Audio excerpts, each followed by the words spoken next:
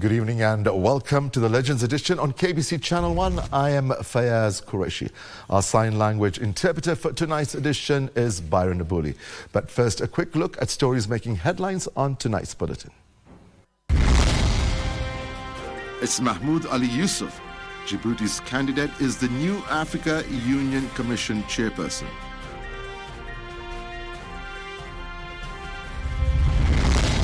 So I accept the outcome of the votes and congratulate Mr. Yusuf for his victory. We live to fight another day. Kenya's AUC candidate Raila Odinga concedes defeat, wishes the new chairperson the best of luck.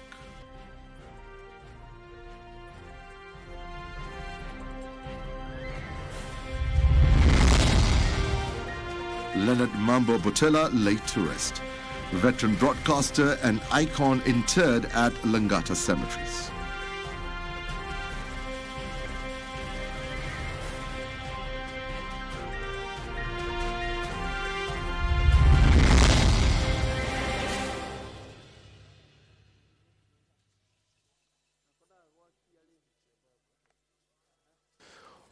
Welcome back.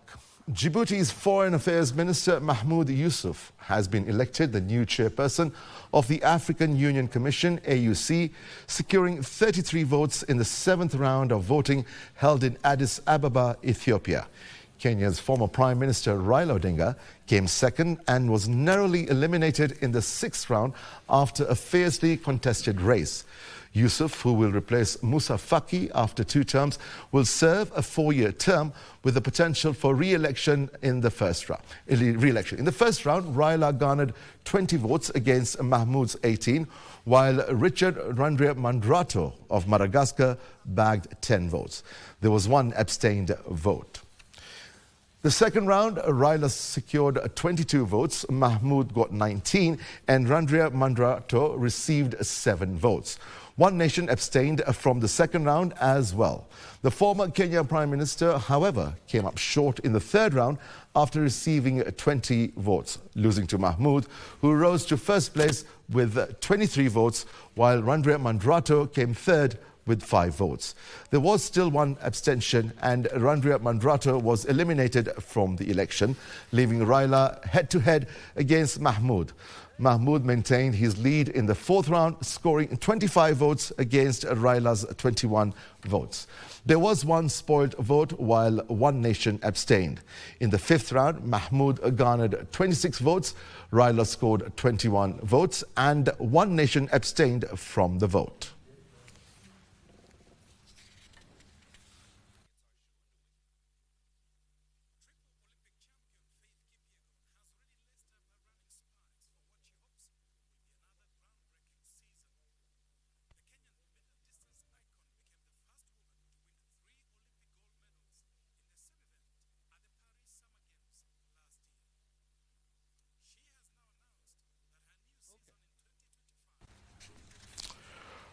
Right, we're linking up live with our reporter John Curia, who's standing by live in Addis Ababa.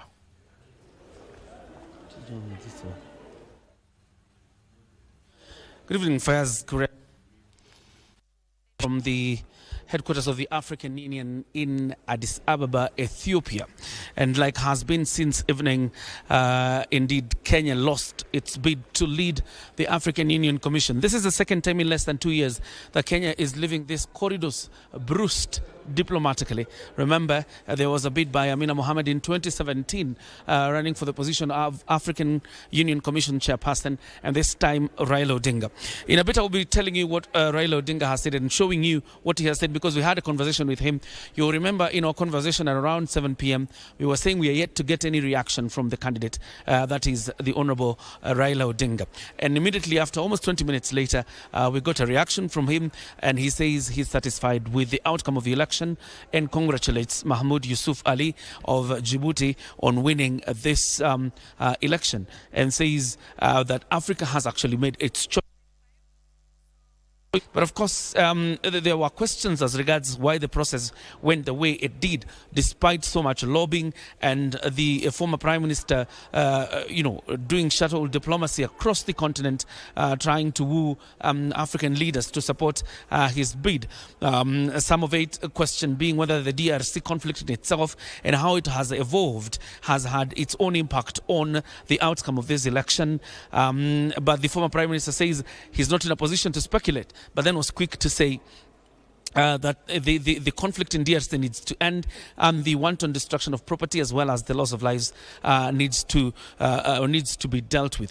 Of course, that is a matter that we'll delve into in the coming days, and I'm sure even his campaign will get to of what transpired this evening, because if you check at some of the things that have happened this past week regarding the DRC conflict, it could probably have boiled over into this matter of the AUC elections. Now, we also got an opportunity really not to have an interview with the president, that is President William Ruto, but of course I overheard his comment as he was exiting from the Nelson Mandela Hall right here at the AUC, that is at the African Union headquarters. And what he said is, we have done what we could. We have done what we could. That is the president's sentiment regarding this particular election. And of course, the question now is how this moves forward. And of course, later also you'll get to see a clip of the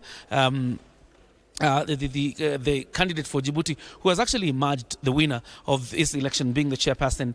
He's the Foreign Affairs Minister for the nation of Djibouti, who has actually emerged the winner and has actually been sworn in this evening to take over from Musa Faki Mahamat, who has been the chairperson for the last 8 years. Selma Haydad from Algeria also has actually won the position of deputy chairperson. I want to give you a little bit of context so that you see how this race shaped up. When the country, or when the presidents went to vote for the first round, you will remember that Raila Odinga led that contest with about 20 votes, and then Mahmoud from Djibouti actually got 18, with Randiamandrato of Madagascar getting about 10. When it went to the second round, Randiamandrato got 5, Raila Odinga got about 21, and then the Djibouti candidate actually got about 23, and that is how it went up until the point when he got 25. And the northern part of Africa had a choice to make in terms of who do they back, so that they also get a reciprocation in terms of the position of vice chairperson. And you can bet that they cast their lot with this candidate who appeared to have more prospects, and that was the Djiboutian candidate, Mohamed Yusuf. And that is how they cast their vote. That is why you saw all of a sudden from the about 26 votes and jumped all the way to 33, because the northern bloc was really counting on particularly the francophone countries to back their bid. Once again, like I said, at around 7 p.m., the fault lines of francophone anglophone have emerged again, and this time you realize that actually the African Union Commission chairperson has come from what you would say a francophone, and again, even the chairperson of the African Union, who has taken over the Angolan president, is also from a francophone country. It was what Amina Mohamed blamed for her loss in 2017. It also appears to be one of the factors that came out in this election, that it probably superseded some of the other global or continental interests. But like I said again, there were negotiations to be made, there were compromises to be made, and looking up at topping up or reciprocation when it comes to issues of voting. Remember, in this contest of vice chairperson, Morocco, which was backing Kenya, by the way, had a candidate. Egypt had a candidate, and so did Algeria. But the Algerian candidate has emerged as the best. That's the kind of politics really that goes into, or what you would say interest that goes into this kind of an election. But so far so good. You would say that Raila put up a good fight, but then again lost at this 11th hour. owing to all these factors compounded together. But right now, Baran, we will continue with these meetings tomorrow. But the main business of the summit is concluded because the chairperson of the AUC has been elected and actually sworn in. Tomorrow, President William Ruto will be chairing a meeting on the African institutional reforms, being the chair of that department, or chairing or heading that area. He will be having that meeting before returning back to Kenya. There will be a closing ceremony later tomorrow, but like I said, the main business of the day has concluded. The main business of the summit has concluded. And therefore, as I wind up, I want to show you what Raila Odinga said regarding the outcome of this election.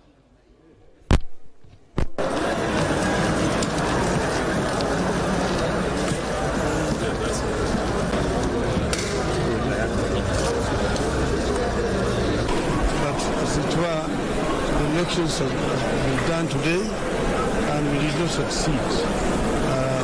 Members expressed their democratic rights and voted for Mr. Yusuf. So I'm saying I accept the outcome of the vote and congratulate Mr. Yusuf for his victory today and wish him well in steering this movement forward.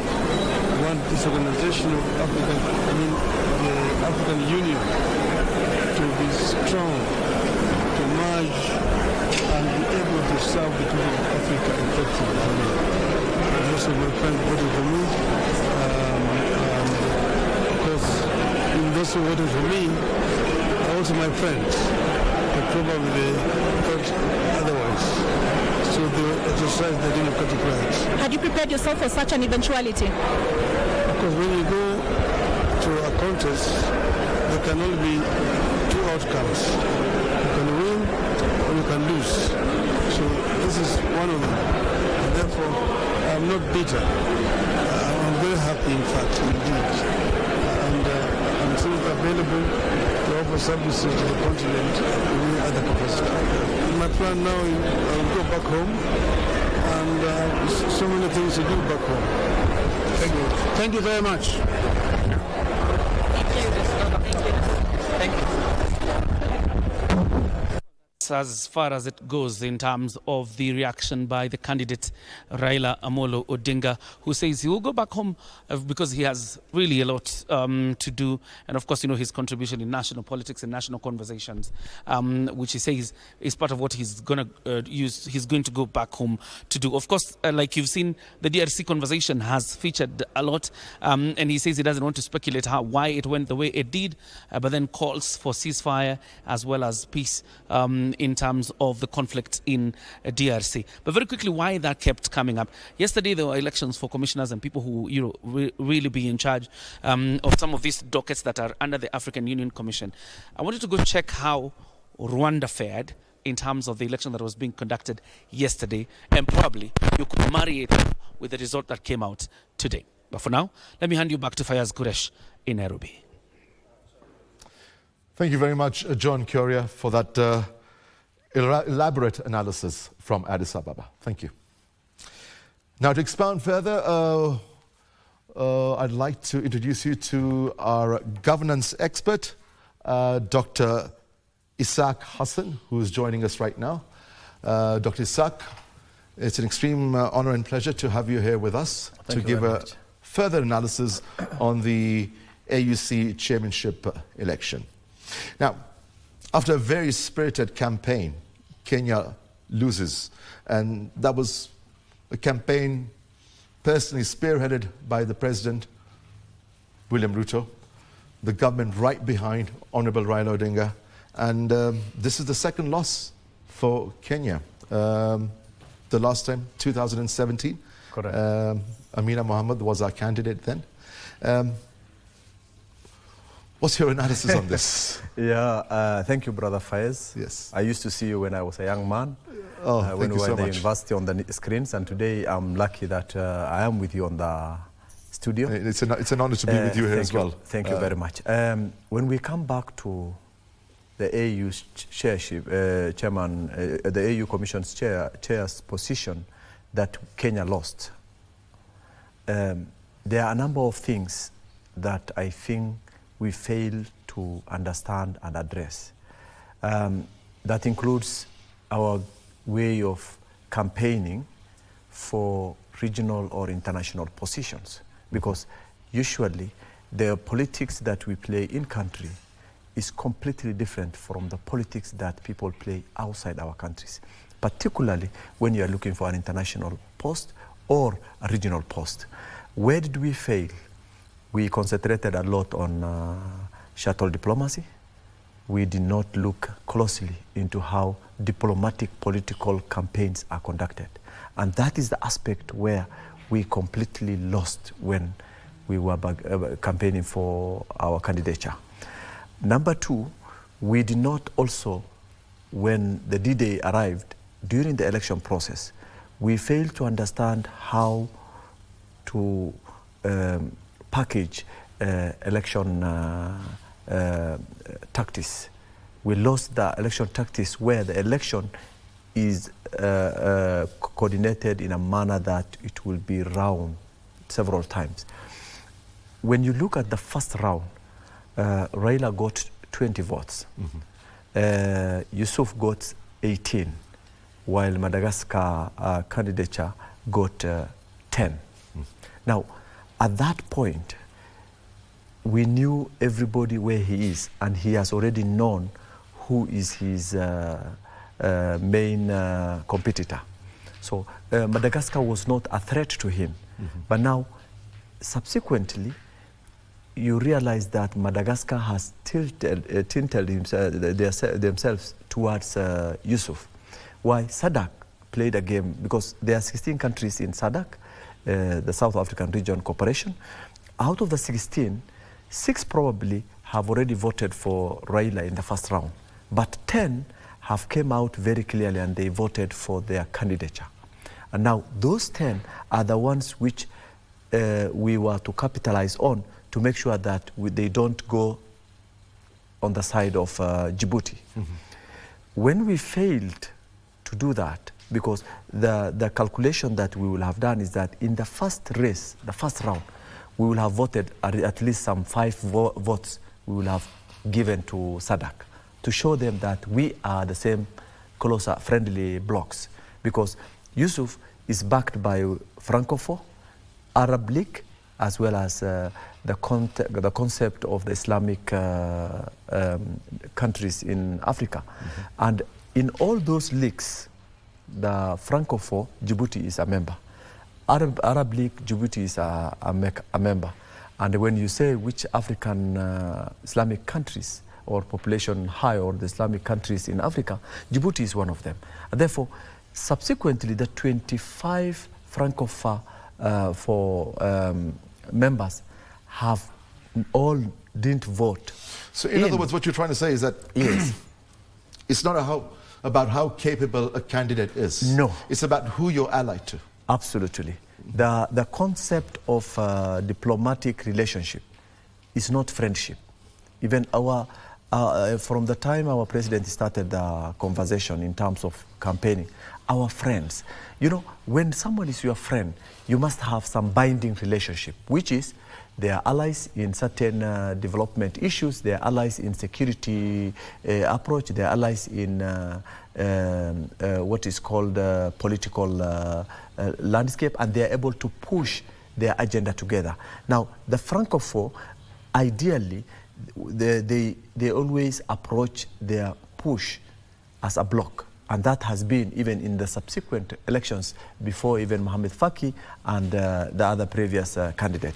So did we learn from the first loss? We failed. That the approach should have been different Exactly. different right now. That is what I was saying, that we never learn regional or international positions politics, because the first thing, if I will have advised them, because I have been in the regional arena and international arena for some times, and what usually transpires in the politics of regional and international is that you come and bargain with the countries based on the goodies that you are going to provide.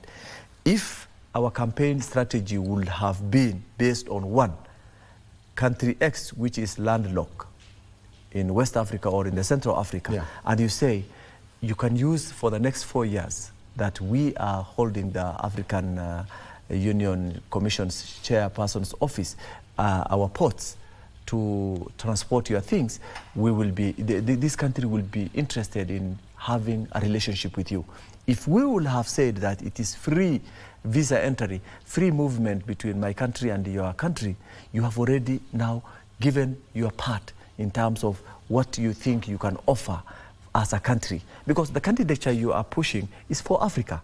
So in terms of the performance, in terms of the work that is required, whether it comes from Kenya, it comes from Djibouti or another country, that particular person will be governed by the African Union principles and will going to be working for the member countries, that is the African nations, Union member countries, that will going to be guiding on the responsibility and achievement of the African Union Commission's chair. So it's not that something unique that this particular person will come up with. So what is very clear is that we couldn't play our game. We showed that we could play this game in a manner that if we make our candidate more popular, people will respond to it. Publicity does not actually play any role in diplomatic, regional, and international positions. So that's what you were trying to say earlier on. Yes. Shuttle campaigning and a different diplomatic approach was needed. We lost the diplomatic approach. Shuttle is for fun. You can't make anything. So in other words, what you're trying to say is we need to incentivize these countries. Exactly, because what other relationship do you think a country like Niger, a country like what do you call Morocco, Egypt and Zimbabwe will going to have with you? If you don't have common border, you don't have common region, you don't belong to the same bloc. What is it that you are having for them to entice them to come and support your candidature? So there must be, there's a weakest link always in every country where they want to open up. And if you open up for them for purposes of you gaining that platform, then that is where the success comes from. I mean, what you're saying is actual reality. Exactly. Right? But it boils down to, it's not about how capable the candidate is, Absolutely. which is the sad part. Absolutely, yeah. It has nothing to do with capability, because what is the role of actually AU? The role of AU is actually coordinated by the member state countries. And therefore, it is this country which will going to empower and give them jobs to do. So it's not actually a very big portfolio. It's something that has a name as a country. If we will have got it to our side, and Baba will have won in this election, then Kenya will have been more popular. Kenya will have been playing their games the way they always play in the region, because in the region, economically, we are the most empowered ones. In terms of politics and democracy, we are the ones who are a bit far ahead of most of the African countries. And in terms of even academics, in terms of human capital, we are more advanced than all others. We're far ahead. Pretty far ahead. Would some people look at it as a blessing in disguise as to what's happened? Because obviously, if Honorable Raila Odinga had become the chairman of the AUC, of course, he would have given preference to Kenya. But overall, he had a very, very pivotal role in that would encompass the whole of Africa as such, right? Brother Qureshi, but in one way, wouldn't a section of the population be pleased, or rather a large percentage, that he's coming back? You've got the leader of the opposition, and he will be able to concentrate on the political landscape and the political affairs in Kenya.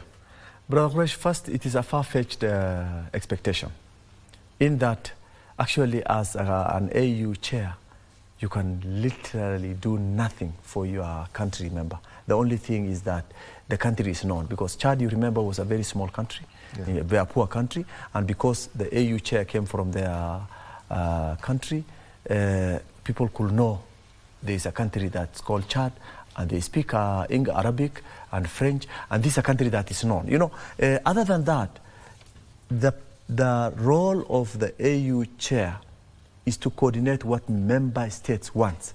They have no freedom of doing their own things, including extending an olive branch to their mother countries. No, but it's all about the legacy. Well, When we look at, let's look at one aspect that it is very clear that he may be more impactful when he comes back home here in terms of how he has established his political architecture, in that he has played the opposition role for a long period, and many Kenyans believe that if he will have moved away from the Kenyan politics, a vacuum will have existed, and that we have already seen when he has handed over the leadership of his party, and within even his party, people started struggles. Yeah, like I said, so some would see this as a blessing in disguise. Absolutely. And we could talk on this issue for a long time. But I extremely appreciative for your analysis. In the meantime, we're taking a short break. Absolutely. And we'll come back. Thank you very much. In the meantime, we'll take a short break and we'll be back in a short while. Stay with us.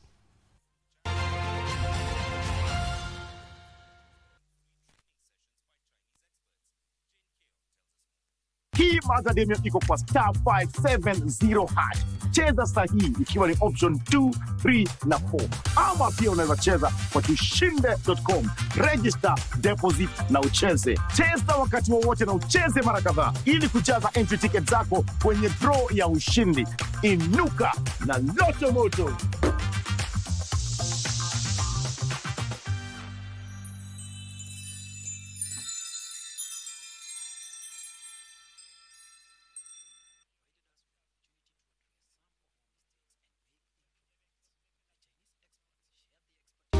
In honor of February, the month of love, and Valentine's Day, we will be joined by two couples who must have found either the secret or the handbook to having a long and successful marriage.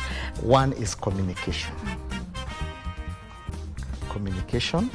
Then the second one is trust. And the third one is openness. Secret number one to marriage is going back to working on oneself. There are challenges we've worked together that have made us maybe have a different perspective today than we had at the beginning of the year. Yes. The role of a woman that have learned over time is to be an empathetic helper. Hakuna maneno nitaongea kabla sijajua mtoto wangu yuko wapi na nijue kila kitu. Sawa, enda. What? Hata niko na Jen hapa nje. Jen wangu? Jen? Mbona unaingilia mambo haikuhusu? Baba Jen sikuelewi. Mimi najua kenye Alex, Trish na Dad walifanya. What? Whatever that is done during the night and in darkness and in secrecy shall be revealed. Nyamaza, mama. Ama nini? So you know. Well, it's totally none of my business. Maxini nani?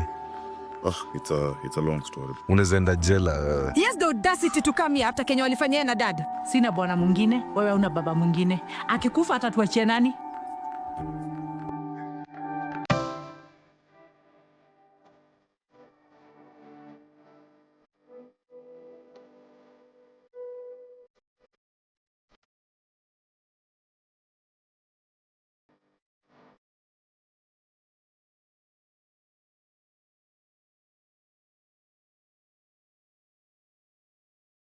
Here we go. Cheer your favorite team and win big on michezobet.com. Casino, aviator, and other crash games also available at Michezobet. Sign up today. This message has been approved by BCLB license number 664. Gambling can be addictive. Play responsibly. Terms and conditions apply.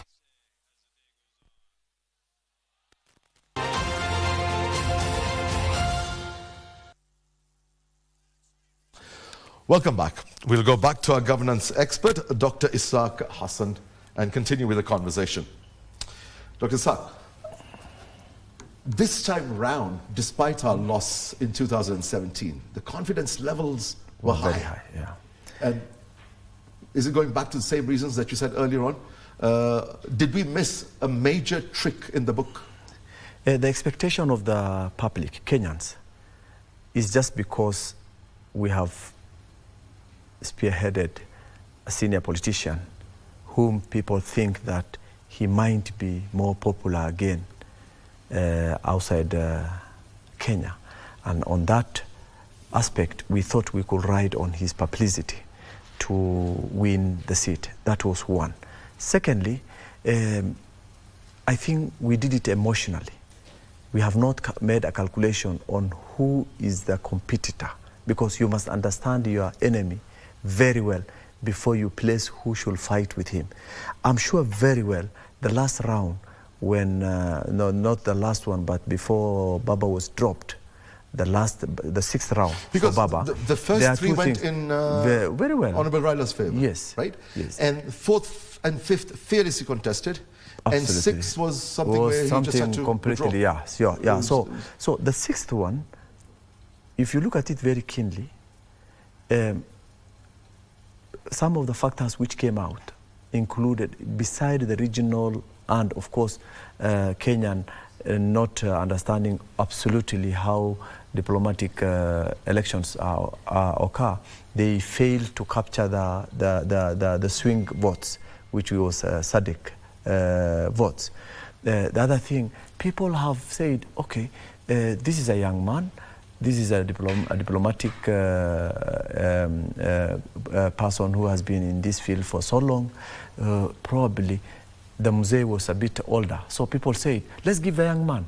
Number two, the fact that Raila is experienced leader in Kenya and he has fought for the top office for 5 times, meaning, and again, his age gives him a threat to the younger presidents in Africa. I mean, if you are an AU chair and you are supposed to be pledging your loyalty to the presidents of the member states, and you feel yourself that you have reached a level that anyone who is younger than you perhaps must learn from you, but not listen to you, not listen to him. It's one thing supporting a younger candidate. I understand. I mean, that's one point. Yes. The other thing also, if you look at we missed, the Honorable Raila Odinga, he's got a wealth of experience behind him. Absolutely, but do we require wealth of experience for this position? No. You only need to have basic diplomatic relationship. So you're not elected for the right reasons. Exactly. So, because, you know, people think in politics, experience matters. In politics, the experience game only matters when you want to win your seat. So there's something else I would like to ask you. Where we lost is that we do not have experience on diplomatic, regional and international elections. So in a that nutshell, is already... we failed in our diplomacy. Absolutely. That's a failed diplomatic okay, something else I mission. wanted to ask you. While the rounds are taking place, does canvassing still take place? Yes. This is a time, so this actually. Is something I see, actually, the first conversation... Something seems to have changed after the 3 rounds pretty fast. Absolutely. The reason being, these people understood what they wanted. They have already talked to them. Before even the election started, they had a conversation with the bloc and talked to the candidate and say, may you please do for me A, B, C, D. If I defeat you... So deals were being struck while these rounds were taking place? That is where the deals are struck. And if there is ile inaitwa Mwakenya, that is the time when Mwakenya happens. Wow. Not in outside. We tried to do a lot of diplomatic shuttle outside, but the diplomatic shuttle that will add it's amazing lobbying taking place is when the field is going We're just on. running out of time. Quick question. What does Ali's win mean for Kenya and Africa as a whole? Ali being a very vibrant diplomatic candidate who has been in that field for many years and currently being the foreign minister of Djibouti. Of course, he will be relinquishing his position now that he has a bigger portfolio in the region. It means that first, Djibouti is a friend to Kenya in terms of relationship, in terms of politics, in terms of business. I mean, Djibouti is a nation of Somalis. Somalis, we are all here. And you know, in Somalia and in Djibouti, nationality is by race, not by documentation. And therefore, the Somalis who are here are Djiboutians as well. And therefore, meaning then business that we have already established from this angle to up to Djibouti, which is already in place in Nairobi, will still continue, and it will be even more stronger. Number two, I tend to think he will give more attention to the Kenyan president when it comes to the member state presidency loyalty, simply because our president is very vibrant, you know very well. He can move a mountain. That's how he took Baba there and make sure that he wins. And that means then the relationship he has built with the region already, because I know he's a very close friend to the Djiboutian president, because he has even invited him several times here. That friendship will be bonded again, and it will be more stronger. Unfortunately, Kenya in the last round, I'm not very sure whether they have voted for him, the seventh one, where Raila was not in the picture. But yeah, I'm sure Kenya must have played their part also at that last minute and say, we have given you a vote for the final position so that we don't keep the position. So basically, I think, Brother Fayyaz, what is very crucial here is that the Yusuf will going to do his job as the chair of African Union Commission. Kenya will be equally having the same right of Djibouti and any other African nation, because the employer is the member state. So despite the loss, a positive outlook. We have a very strong positive outlook, not only because they are our neighbor. You don't forget, Djibouti is just our neighbor here. Yes. Yeah, we have Djiboutians here living with us, doing business here. And therefore, by the fact that we understand Djibouti better than any other countries who voted him, including the ones in North Africa or in West Africa, Kenya will be more beneficial, if anything, to go by in terms of the benefits that the EU chair will come with. Thank you very much, Dr. Isaac Hassan, our governance expert, for that fabulous analysis. Thank you very much, brother. Asante sana. Asante sana, ndugu. Thank you. Thanks. Right, moving on. Residents of the lakeside Kisumu city are disappointed lot this evening. This is after their de facto political leader, Raila Odinga, who was Kenya's candidate in the just concluded African Union Commission chairmanship race, fell short.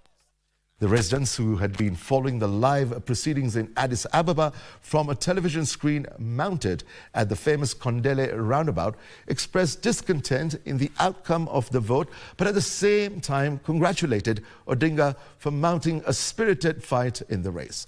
Our Western Kenya reporter, Wycliffe Okech, joined the locals at Kondele and filed the following report. It is all written in their faces. Anger, disappointment, and a state of disbelief. This follows the just concluded AUC chairmanship vote in Addis Ababa, Ethiopia, where Kenya's candidate in the race, Raila Odinga, failed to capture the highly coveted seat. Tulipoenda kwa ile raundi ya tano, nilijua hapo kungekuwa na shida.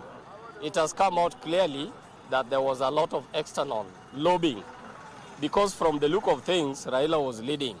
Then all of a sudden, things have turned upside down. This section of Kisumu residents had gathered here at the Kondele roundabout from as early as 8, hoping to witness one of their own become the AUC boss, only for Odinga to fall short in the hotly contested seat, with others opining that his Pan-Africanist ideology might have been his major undoing. Raila is pro the African region.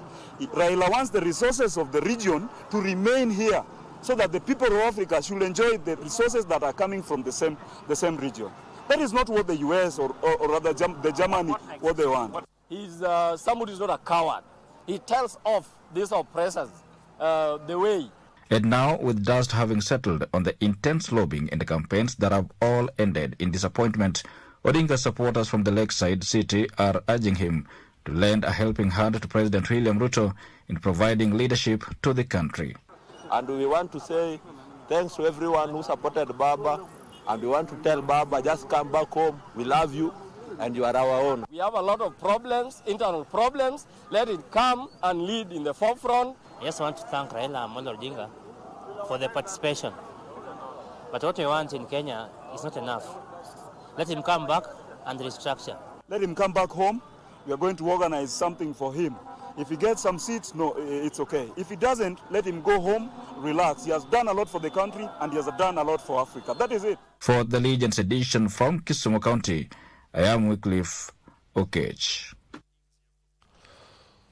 Wiper Party leader Kalonzo Musyoka now says the new African Union Commission chairman will have a hard task in mediating the escalating tension in the Democratic Republic of the Congo, DRC, that has seen scores injured and hundreds of deaths. Speaking at a burial ceremony in Mbuni, Mwala sub-county, Kalonzo mentioned that the crisis in Congo has persisted for many years, with the recent capture of Goma by M23 shaking the entire world.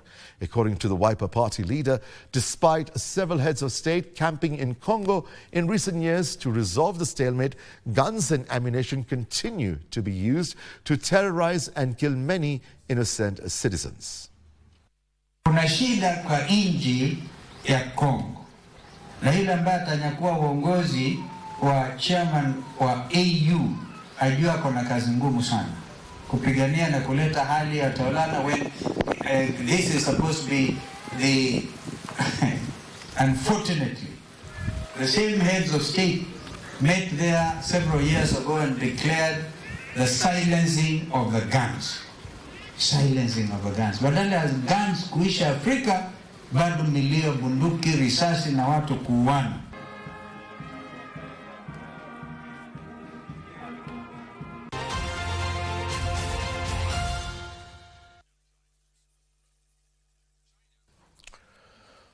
Broadcasting legend Leonard Mbotela was laid to rest today at Langata Cemetery in an emotional ceremony attended by family, friends and members of the media fraternity.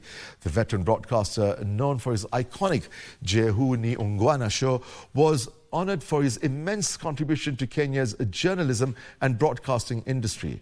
During the burial, the National Heroes Council, in which Mbotela served as a board member, renewed calls for the government to establish a dedicated fund to support national heroes, ensuring their welfare and that of their dependents is safeguarded. The legendary broadcaster, whose series Jehu Ni Ungwana raised generations in Kenya, was celebrated for his contribution and legacy in society, which will continue to live long after he is gone. Mbotela's family eulogized him as a loving father, grandfather and mentor whose influence extended far beyond the newsroom. I will definitely miss his jokes and his laughter. Go well, bye, and salimia my friend Paulina. He relied not on his fame, virtuosity or skill, but on his discipline to leave an immutable legacy. Having stuck with his employer even when private media houses offered better remuneration packages and perks for their employees. That it is a resting place, and we believe that our brother, the Lord has called him home to rest. He will not continue doing the program Jehu Ni Ungwana. Apana, he is resting from all his labors. 84 years of laboring and working hard. And so that is heaven for you.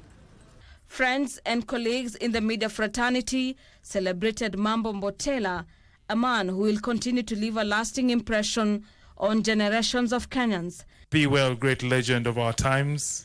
We'll remember you for great presentations in the newsroom, like Kadenge na Mpira, Jehu Ni Ungwana, Dunia Imepasuka Wapi na kadhalika.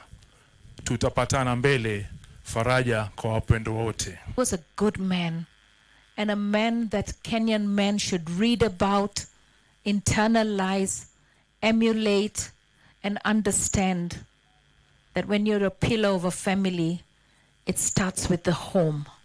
The burial ceremony was also marked by passionate calls from the National Heroes Council, urging the government to expedite the establishment of a national fund to support individuals who served the country with distinction. There are things which have been said by the government. There are some of the things he was articulating. And I believe in prayers and in consoling our mind where heroism should be taken into account for the futuristic of Kenya's best at their performance.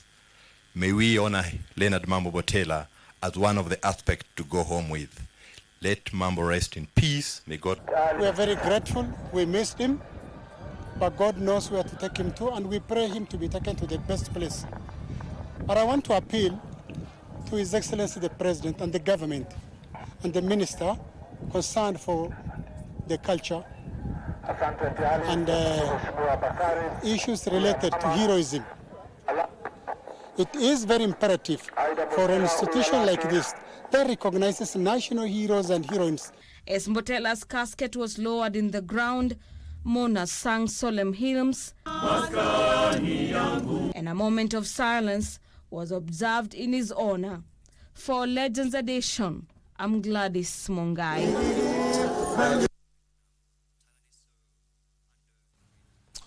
A very big loss for the entire nation.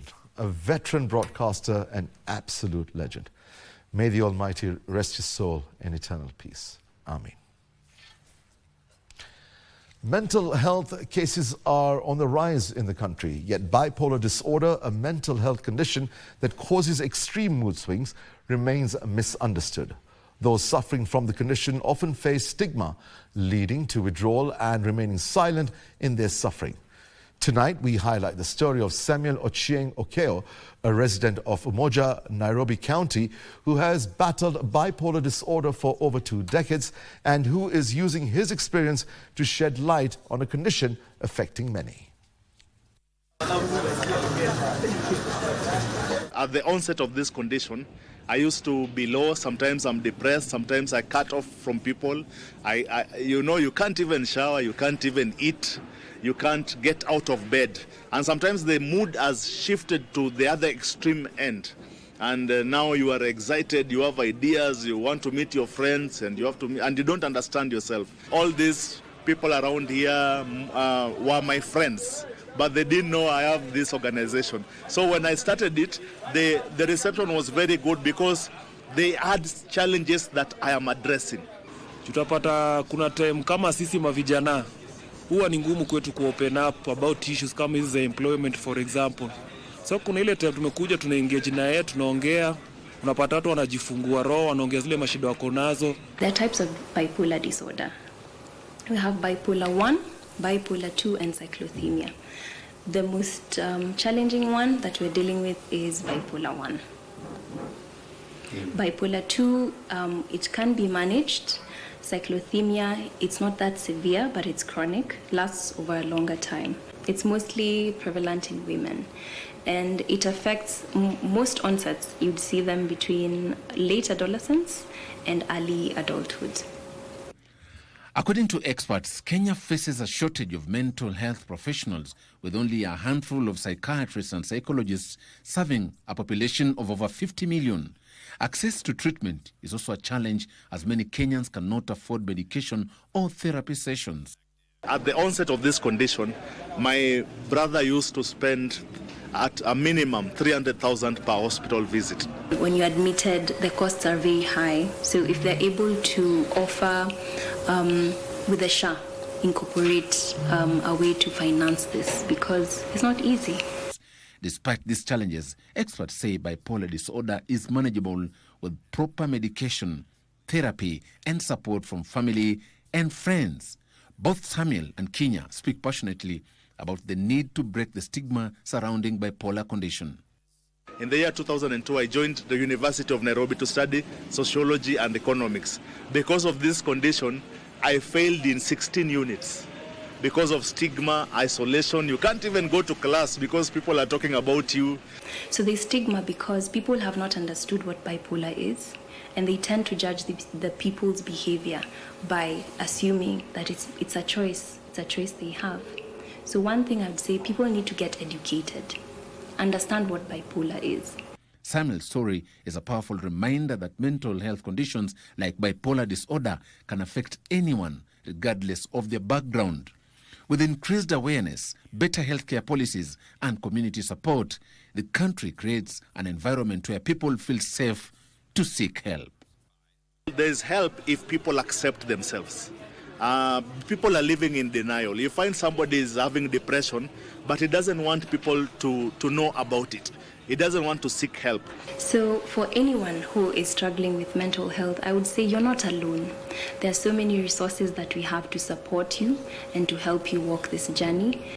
For Channel One News, I'm Joseph Wahungu.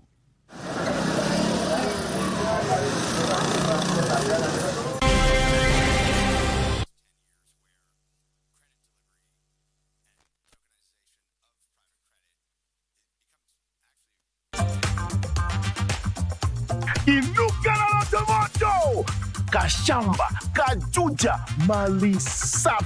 Worth 1.7 million Kenyan shillings na kamejiset kwa *570# na tushinde.com. Na ukiwai, unaongezewa 1 million Kenyan shillings ya kujenga kwa shamba yako. Na bado, kuna nini hiyo side ingine? Hapa ndio mwisho. Weekly draw ya chapa bado iko na zawadi pia ni za kukuinua. Iko Probox new model, iko Master Demio. Cheza mara kadhaa na uweze kujipatia entry tickets kibao na uboost chance yako ya kujishindia kwenye draw zetu. Kila kona imejazwa kwa *570# option 2, 3 na 4 na tushinde.com na kwako ni kuinuka na Lotto Moto.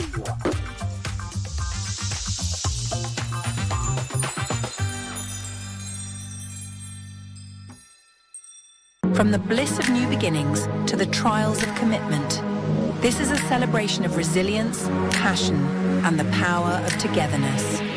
Join us as we unravel real-life stories, because every journey deserves to be cherished, for better, for worse, on KBC Channel 1.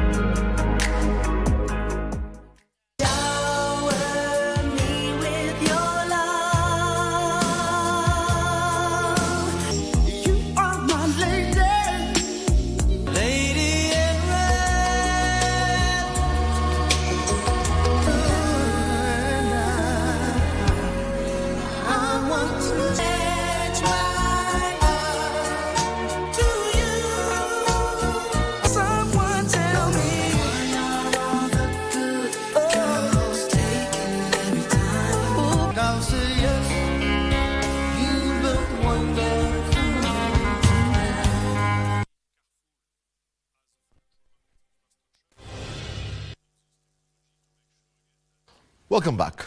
A 45-year-old woman from Kakamega County is seeking financial aid to access cancer treatment and medication. Judith Acheng was diagnosed with breast cancer in January this year, and treatment of the disease has taken a toll on her family's finances. Her husband, who is a public service vehicle tout, can barely afford her treatment, let alone put food on the table. 45-year-old Judith Acheng at her home in Kakamega County. Acheng is struggling to walk, having undergone surgery to remove her breast after being diagnosed with stage 3 breast cancer. The once vibrant omena vendor, according to her family, is now a pale shadow of herself as she is grounded at home, unable to continue with her demanding business. Hii cancer ilikuwa ina grow. Wakati nilikuwa napata chemotherapy ilianza kupunguka kidogo. Lakini wakati nimeendelea ikafika chemotherapy namba 6, ikaanza kugrow tena. Ni kitu yenye ilikuwa ina grow, titi ikakuwa mzito, ikakuwa mkubwa. She says she has faced challenges in accessing healthcare benefits from the recently launched Social Health Authority owing to delays. Wakaniambia kwa hiyo SHA inatakana nilipe 750. Asa mimi nilishindwa nilipe 750 na wengine wanalipa 300. Sasa mimi mambo hii itakuwa namna gani? Asa bahati mzuri kuangalia ukapata wakati nilikuwa napata chemotherapy walituambia tulipe mwaka moja mbele ndio tupate hiyo chemotherapy. Usipolipa mwaka moja mbele utapata chemotherapy. Maana chemotherapy hiyo nasikia inachukua 30,000, 50,000 ndio upate chemotherapy moja. Na nilipata chemotherapy 8. The financial burden occasioned by the disease is making it hard for her family to meet basic needs. Na mimi kama jirani yake nimeona kama huyu mama nasumbuka, na ni mama wa soko, ana mbele wala nyuma, bwana yake ni manamba tu kwa hii stage. Naomba usaidizi kwa huyu mama. Ako na watoto college, ako na watoto university, ako na watoto secondary, analipa nyumba. She is now appealing to well-wishers and the government to come to her aid in meeting medical bills for her to continue accessing treatment. Ningependa kuomba serikali unisikie, naomba msaada kwa sababu hata kwa saa hii sina mbele sina nyuma. Hata nyumba sijalipa, mwezi 3 imepita.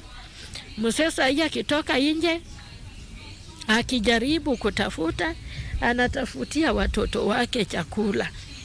Niko na watoto wa 6. To contact and assist Judith, you can reach her on M-Pesa number 0712 884944.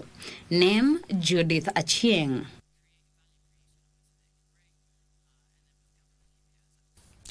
Masinde Muliro University of Science and Technology Vice-Chancellor Professor Solomon Shibairo has challenged engineering students to develop innovative technological solutions that address fundamental challenges in the society. He further highlighted that the university has already come up with approximately 55 innovations, positioning it among the leading institutions in technological advancements in the country. He noted, apart from solving societal challenges, innovation will also play a crucial role in creating employment. Students were challenged to harness their creativity to find practical solutions to the pressing issues affecting them. We shall have innovation to assist government implement the program of affordable housing, so that is done in a transparent manner, is done faster and all that. So I'm challenging the School of Engineering and to take lead so that we can produce products for our people. My colleagues, innovations are not only in ICT directly. They occur in different ways. For example, innovation in the way we eat. We have noticed that our health, it really depends on factors like, what do you really eat? So we expect that Labour and Skills Development Principal Secretary Shedrick Modime has reiterated that the ministry is working towards coming up with strategies that will ensure the youth benefit accordingly with the National Youth Opportunity Towards Advancement NYOTA program yet to begin. According to the PS, who was speaking on the sidelines of the meeting between the ministry and the Parliamentary Committee on Labour and Social Affairs at Mombasa Hotel, the program will benefit the youth by offering employment opportunities accordingly. The World Bank funds the program. Sentiments echoed by the chairman of the Parliamentary Committee on Labour and Social Affairs, Karemba Muchangi, who exuded confidence and support for the program. At the same time, the PS acknowledged the need to analyse the curriculum and have the youth train in courses that are job guaranteed. The program has a two-pronged approach. One, those whom we are going to support to establish enterprises so that they can be able to employ other young people, their younger brothers and sisters, and we reduce the unemployment rate. But secondly, there are those who will acquire skills that will make them employable. It's not every young person who is entrepreneurial, but there are those who would wish to ensure that they gain employment not only within our economy, but also in the international labor market. And therefore, NYOTA will ensure their training. There is need for us to strategize going forward to develop skills that will ensure our young people become employable at the end of their course. So when you do an analysis and you see where the gaps are, then you're able to inform curriculum and change curriculum very quickly so that we don't just train our young people over courses that once they are through, they are not assured of employment. We came to understand how it is going to be done so that we can henceforth inform our people in Parliament and also out there on the grassroots on how our people will access these opportunities when they come, and especially now when we unlock the issue of the budgetary constraint that we have.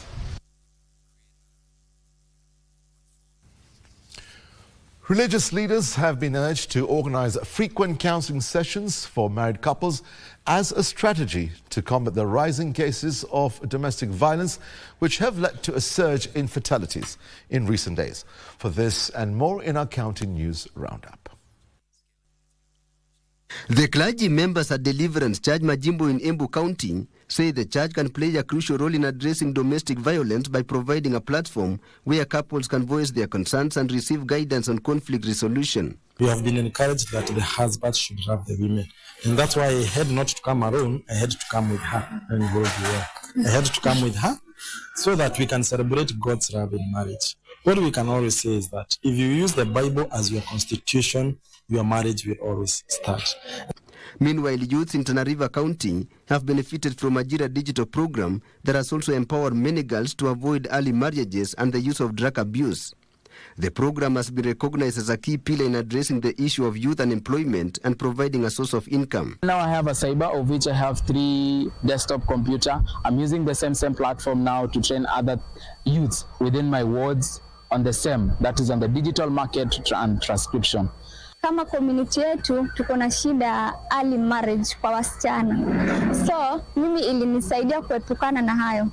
Elsewhere, a section of youth in Kericho County have appealed to the government to consider youths who have already been interviewed for the appointment of principal secretaries. Today we've come here so that we may request the president to kindly help us appoint one of our own, who is the youthful leader that is renowned to have done many things in this county of Kericho. In Busia County, Busia woman Representative Catherine Omanyo has challenged the government to address the problem of acute water shortage in schools within Teso North Sub-County to enable learners to focus on their academics. Wamama wanatoka usiku, wameenda kutafuta maji ng'ambo ile Bungoma, wanapanga line mpaka saa 8 usiku.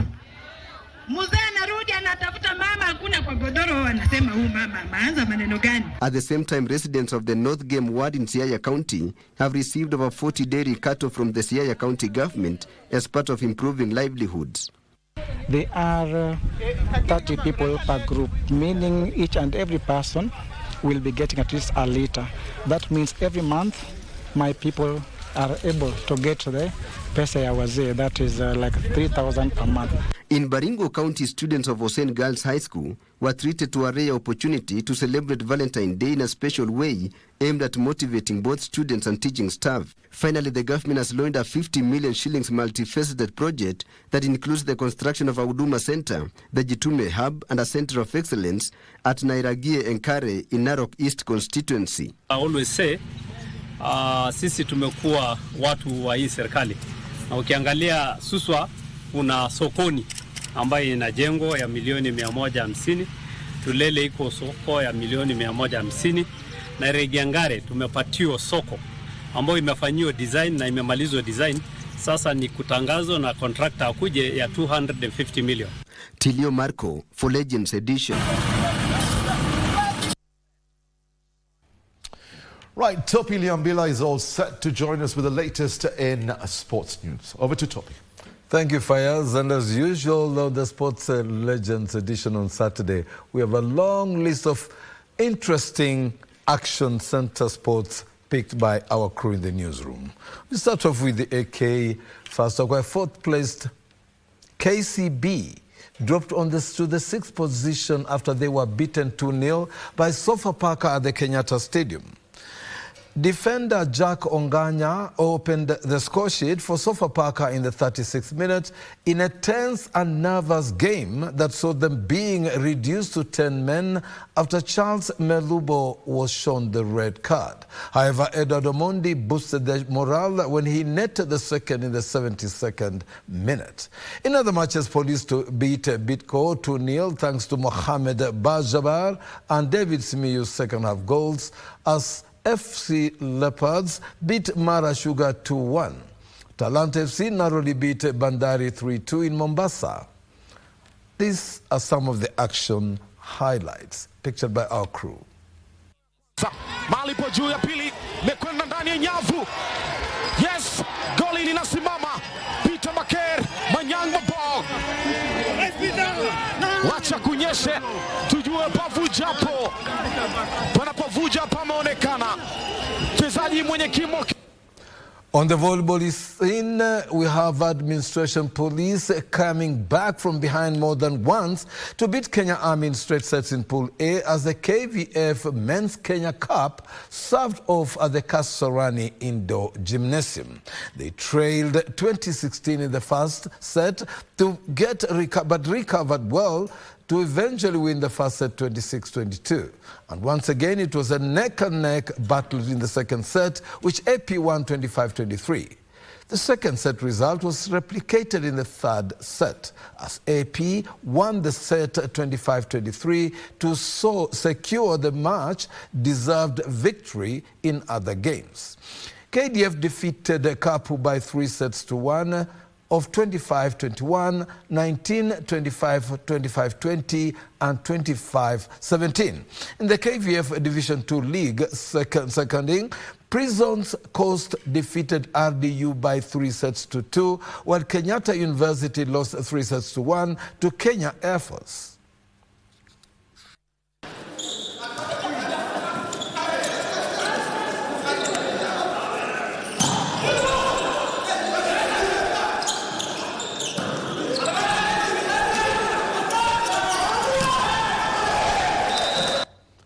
From the beach handball, the Kenya men and women's beach handball teams have earned a direct qualification to the Under-17 Beach Handball World Championship for the first time.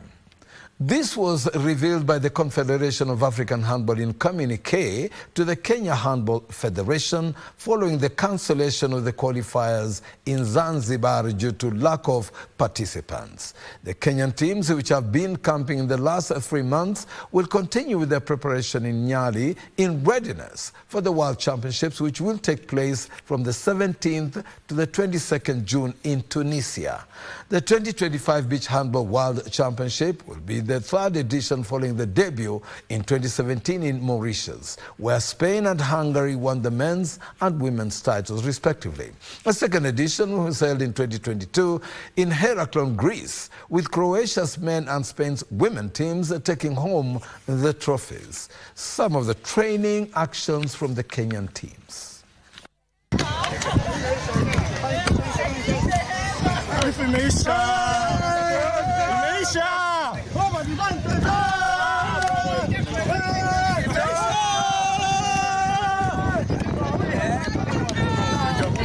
From the basketball front, Click Mambas and USIU Flames and Lady Titans were in imperious form in the Kenya Basketball League as they easily won their respective matches played at the Nyayo National Stadium in Nairobi. Swifts, Neosasa and Storms were the teams on the other side of the coin. Let's take a look. An improved Click Mambas were accurate in dispatching their balls as they came from 4 points down in the first quarter to beat Neosasa 64-51 in one of the Basketball League matches played today at the Nyayo National Stadium. Having trailed 11-15 in the first quarter, Mambas completely turned things around in the second quarter as they dominated and won 14-4 to take a 25-19 lead at halftime. They were also at their very best in the third quarter, beating their opponents 23-12. And despite narrowly losing the fourth quarter 16-20, maximum points were already in the bag, comfortably winning the match by 13 points. USIU Flames won 3 of the 4 quarters to easily collect maximum points from their game against Storms.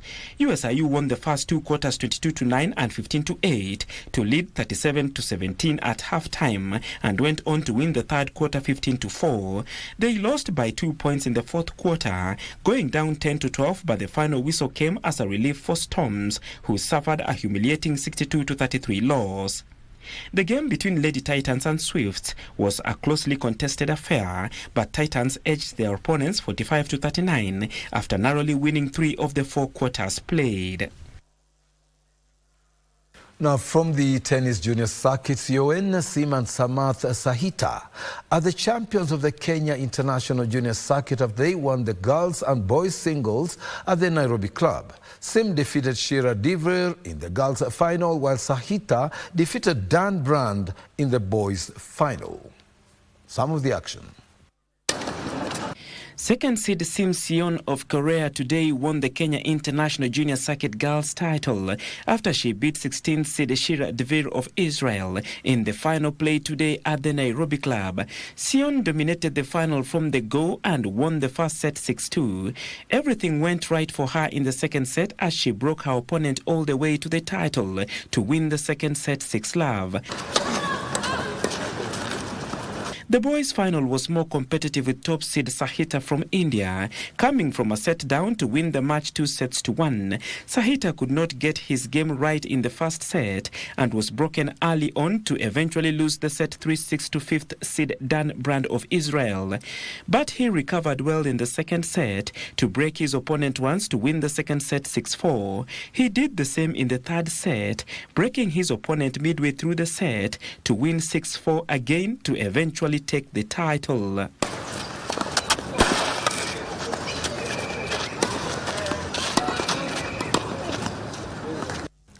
From the pools, 2 meet records were broken on the first day of the Kenya Aquatics National Swimming Championships held at the Kasarani Swimming Pool in Nairobi.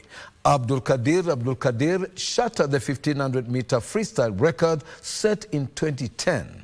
While Omar Salima Said broke the 200-meter butterfly record set in 2022. Let's take a look.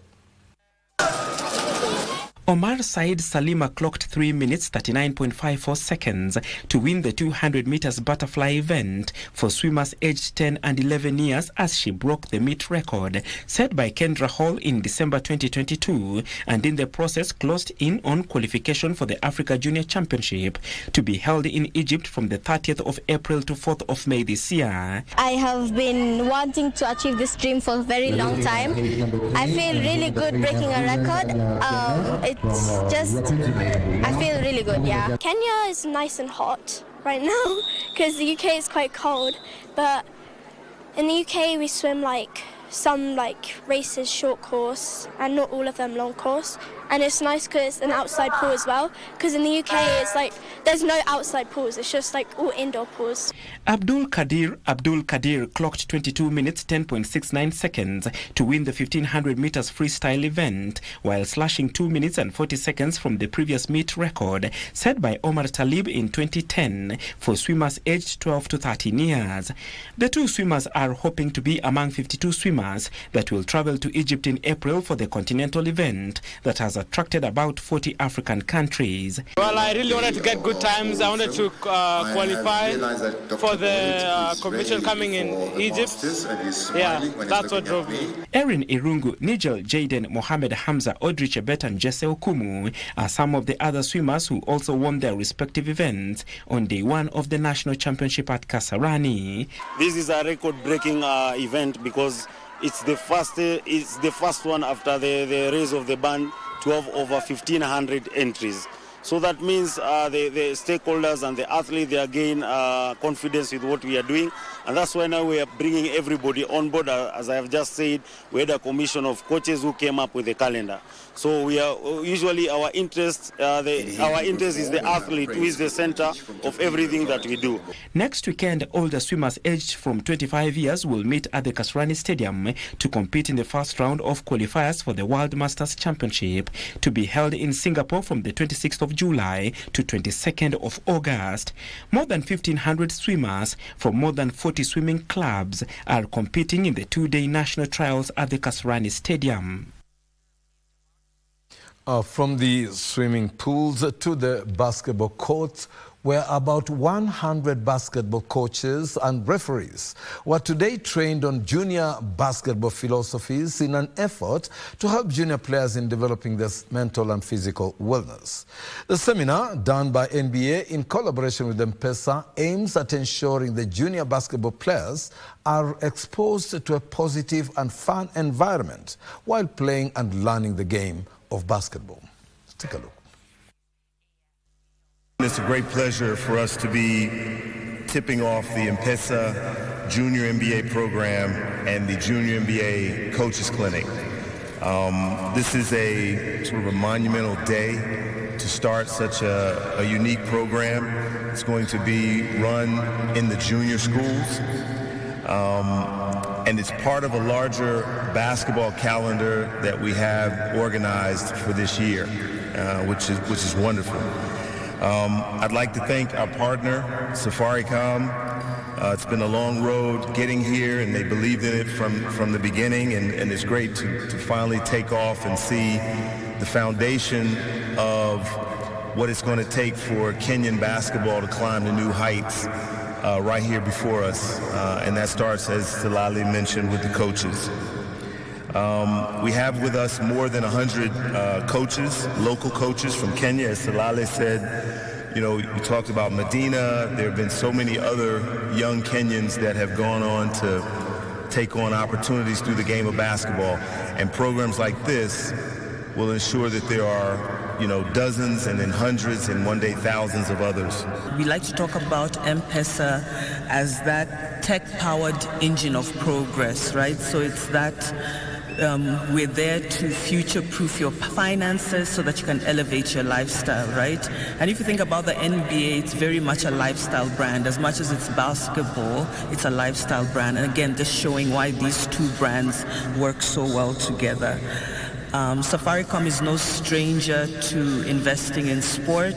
We've invested over the years over 2 billion shillings or $15 million, right? And this is just another one of us showing our commitment to youth sports development, which is super critical for us, so that we can we coach these players are developed and can monetize their talents across the globe, which is super important.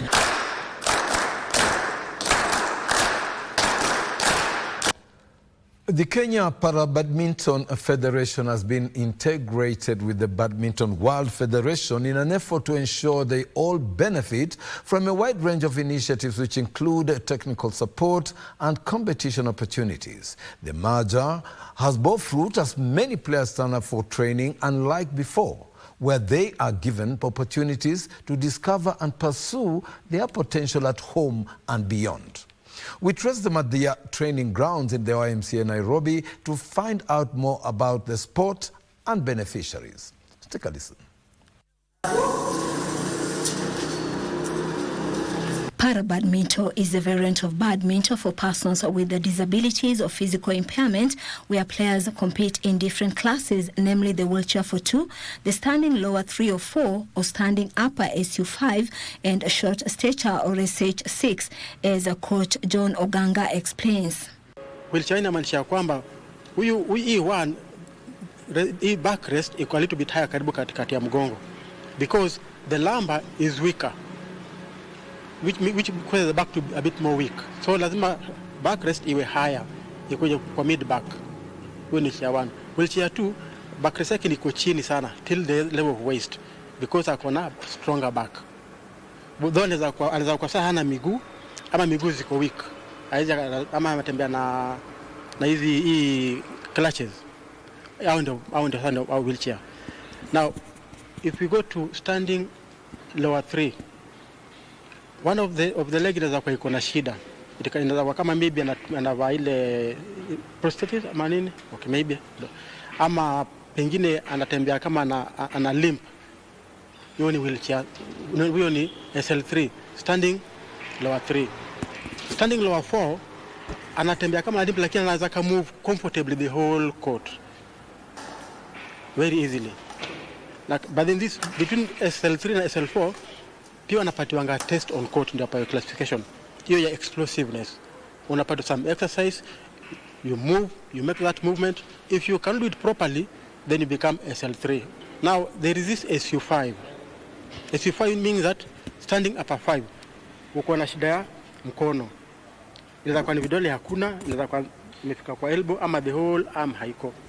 Hiyo ni SU5. It can be either side. Now, then the last one is SS6, short stature 6. Mid kama madu officer.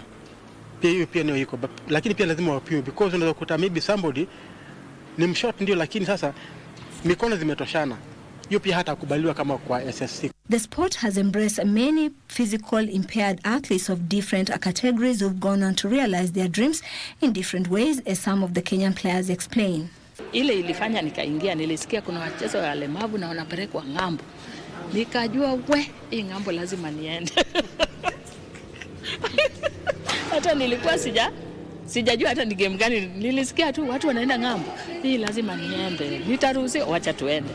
Sasa bahati mzuri nilikuwa na rafiki ambaye saa hii ndio president wa para badminton. Ni rafiki yangu mpaka saa hii kwa sababu anatia watu moyo. Badminton imenipeleka Uganda mara 2, ikanipeleka Dubai, ikanipeleka juzi Egypt. Sikuwa nafikiria kama naweza pata medal. Kumbe hii kucheza nilikuwa nacheza nafikiria ni kama nimeshindwa. Kumbe nilikuwa number 3. Nilifurahi sana. Nilifurahi mpaka hata za hiyo medal nimeibeba. Si achangi. Others like Anthony Ojwang developed the passion while in school. I started with badminton after class 8. Yes, so when I joined my high school, my high school, they had the indoor games, so that was a plus on my end. So I just joined the team immediately, and by Form 1, third term, I was already in the first team. Yes, by then I was playing against Ebo. There was no para by then. The sport has also opened doors for others like Corinne Mwariga to come out of their closet and show the world what they're capable of. Yeah, pia mimi kitambo nilikuwa hivyo by the way. So wakati nilipatana na coach John, akanibadilisha. Siku hizi hata sioni kama ni kitu. Yeah. So ukiongea tu. Si mimi nilijipea height. Ni Mungu alinipea. So ongea tu venye unataka. By the end of the day, I'm proud the way God made me. Imenipeleka Dubai, Egypt. Sasa I'm looking forward tena kwenda Dubai. 2014 nilipigwa na stroke.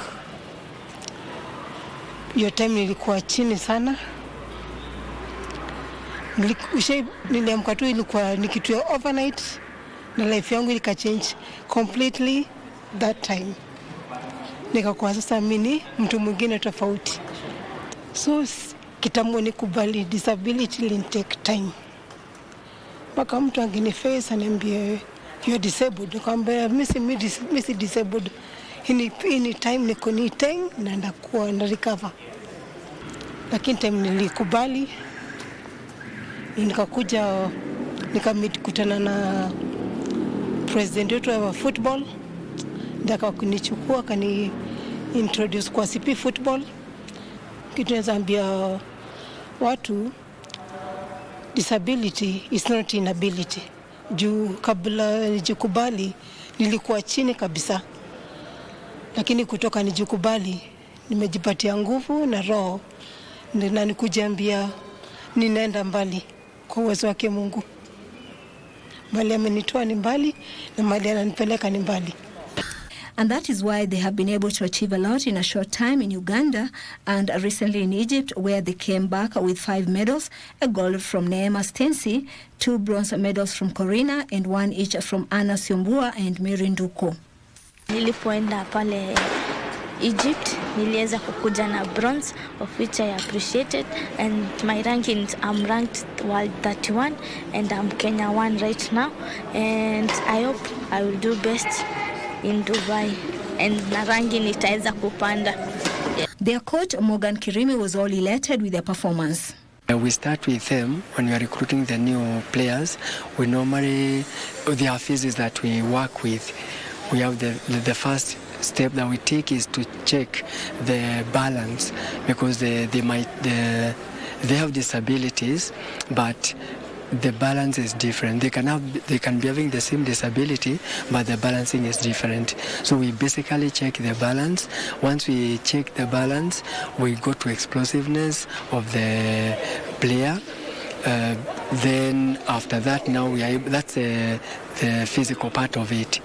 Then from there we go to the technical part of it, whereby now we try to focus on how the player is able to move and hit the shuttlecock when we are playing.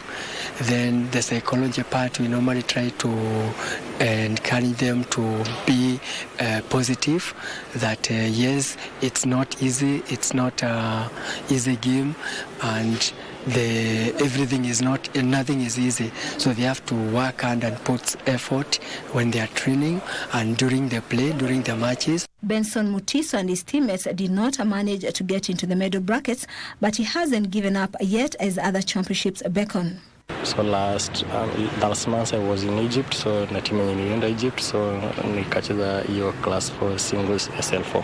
Yeah, I learned a lot when it comes to game yenyewe, so in terms of tactical nini, so that's why I'm trying to correct the mistake that I did in terms of rallying points. Najaribu like work on my game awareness, game situation, na pia shot selection, ndio najaribu na pia physical fitness, cause a lot physical fitness ilinitoa sana, so I'm trying a lot to work on the physical fitness aspect of it. Though badminton ijanipeleka mahali juu watu wakienda international games tunapata government wanapunguza namba, so but kila namba tuko nayo, kila mchezaji akuna class yake, na hizo classes inafaa kila mtu aende participate kulingana na hiyo class. They're grateful for the government and the Kenya Para Badminton Federation for all the support they have given them, though they face a lot of challenges when it comes to equipment such as shuttles, net, playing surface, and wheelchairs. Person with disability out there, and especially the young ones, it is possible. Just believe in yourself and don't allow disability to limit you.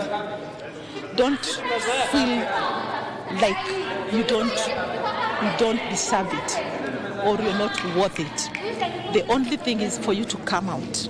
All in all, the sport of para badminton is an exciting sport that has been integrated with the World Badminton Federation, and many have benefited from the sport in pursuit of excellence or to better their living standards.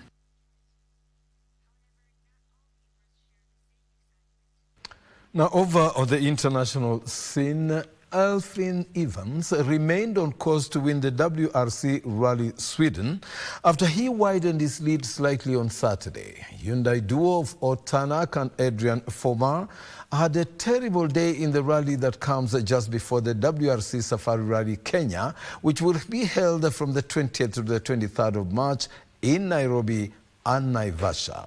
Let's take a look. Elfyn Evans has had a tremendous rally Sweden. Going into the last day of the rally tomorrow, he has been maintaining his lead and remains on course to win the rally on snow. Kalle Rovanperä took the opening Vanna stage before Evans hit back on Sajaliden, before Tori Novell topped the timesheets on Kolksele. Takamoto Katsuta stayed right in the fight with a string of top 4 times, starting the day just 0.6 seconds behind Evans, but ended the loop only 2.8 seconds adrift. Ot Tanak, who had held third overnight, dropped more than 10 seconds across 3 stages and slipped behind Novell. Adrian Fomar had a frustrating Saturday after being forced to pull over immediately after the start of Super Stage 11, losing more than 20 seconds. Further down the order, Martin Seshk continued his clean run in the M Sport Ford Puma Rally 1 ahead of Toyota youngster Sami Payari.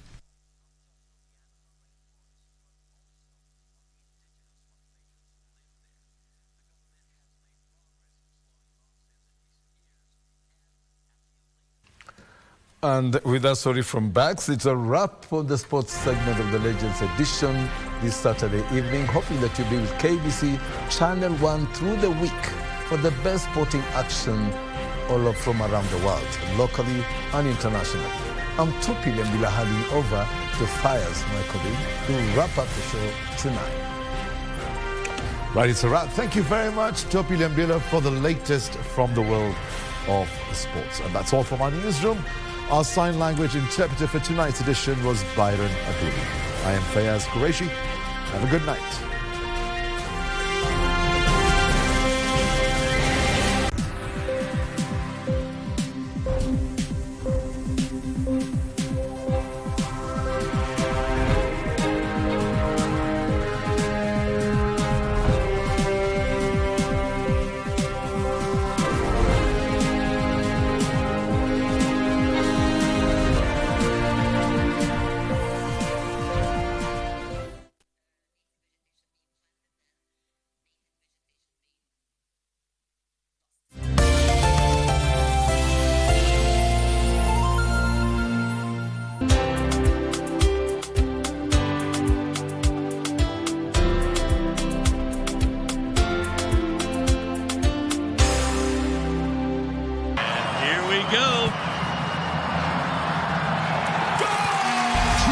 favorite team and win big on MiChezobet.com.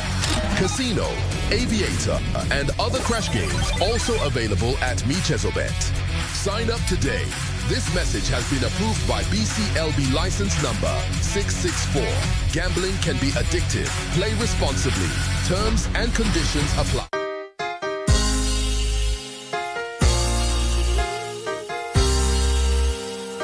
In the name of Jesus Christ, Mungu anatarajia ukanyange hatua mbele.